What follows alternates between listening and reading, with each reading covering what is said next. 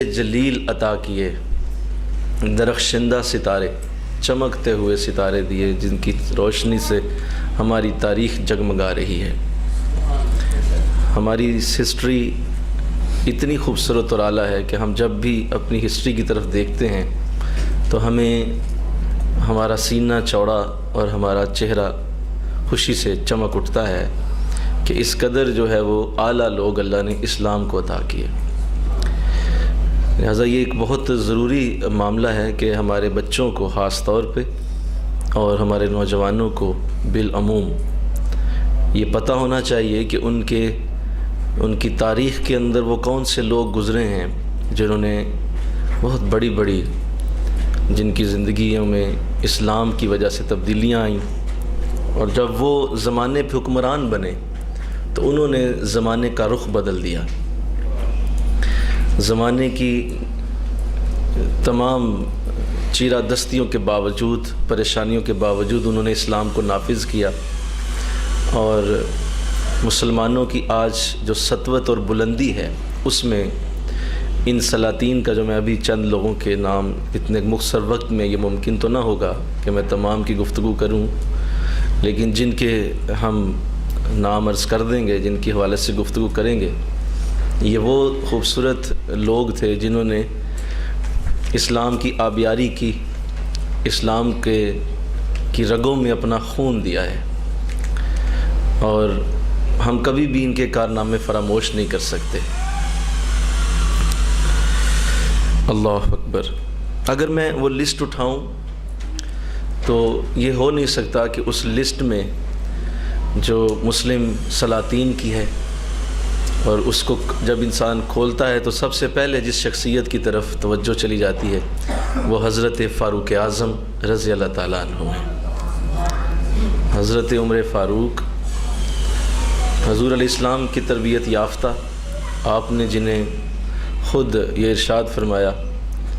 कि ए उमर तेरी ज़ुबान पे हक़ बोलता है।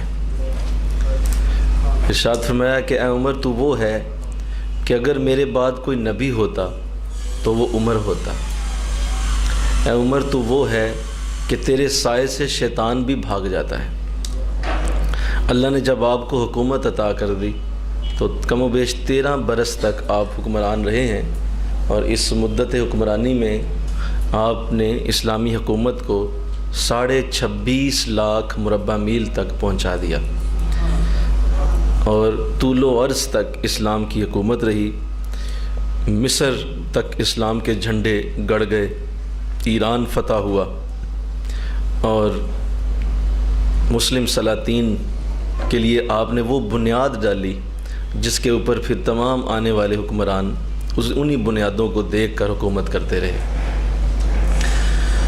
आपका जो सबसे बड़ा कारनामा है जिसको यहाँ ज़िक्र करना आपकी शख्सियत के लिए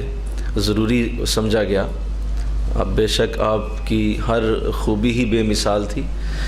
लेकिन आपका जो कारनामा जिसकी वजह से इस्लाम के बाकी सलातीन के लिए वो राह खुली,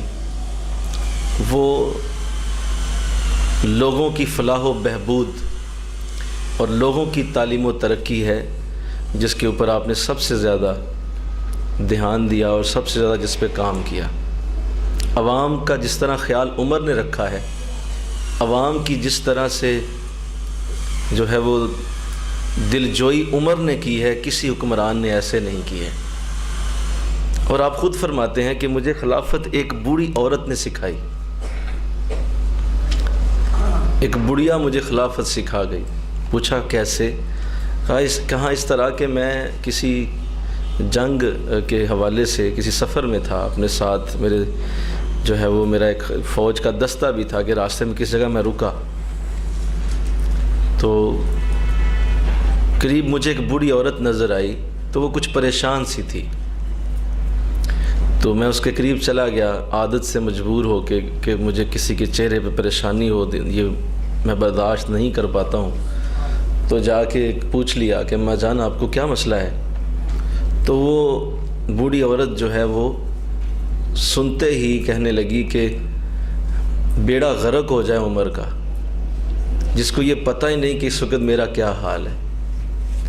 कि मेरी इस वक्त क्या हालत है। وہ ہمارا حکمران بنا بیٹھا ہے، وہ ہماری جو ہے وہ باغ دوڑ کا ایک امین ہوا بنا ہوا ہے، اسے پتہ ہی نہیں میرا کیا خیال ہے۔ آپ سر سے پاؤں تک کانپ کے رہ گئے، زمین نکل گئی پاؤں کے نیچے سے، کہنے لگے مما جان ہو سکتا ہے عمر کو آپ کی خبر ہی نہ ہو سکتا ہے وہ اتنی دور ہو تو اسے خبر ہی نہ ہو۔ تو اس بوڑھی عورت نے کہا تو پھر وہ کاہے کا حکمران ہے، اسے میرا پتہ رکھنا چاہیے، اسے میری خبر رکھنی چاہیے، اسے میرا ایک ایک لمحے کا پتہ ہو، میں اس کی حکمران کی رعایا ہوں، میں اس کی عوام ہوں۔ آپ جو ہیں وہ اسی وقت ضروریات پتہ کیں، لوگوں سے خبر لی، اس کے گھر کا پتہ کیا، اور جو بھی اس کے معاملات تھے روٹی پانی کے حوالے سے وہ حل کیے، اور فرمایا کہ اے بوڑھی عورت تو مجھے حکومت کرنا سکھا گئی۔ کہ حکمران وہ ہوتا ہے جس کو چاہے کوئی آخری کونے پہ بھی دنیا کی اس کی رعایا موجود ہو، اسے اس کے حالات کا پتہ ہونا چاہیے۔ اللہ اکبر۔ تو یہ آپ نے پھر رسول ساری زندگی اٹھایا، اور آپ نے عوام کے حوالے سے جو ترتیب بنائی اور جو آپ کی زندگی کا خاصہ رہا وہ کوئی ڈھکی چھپی بات نہیں ہے۔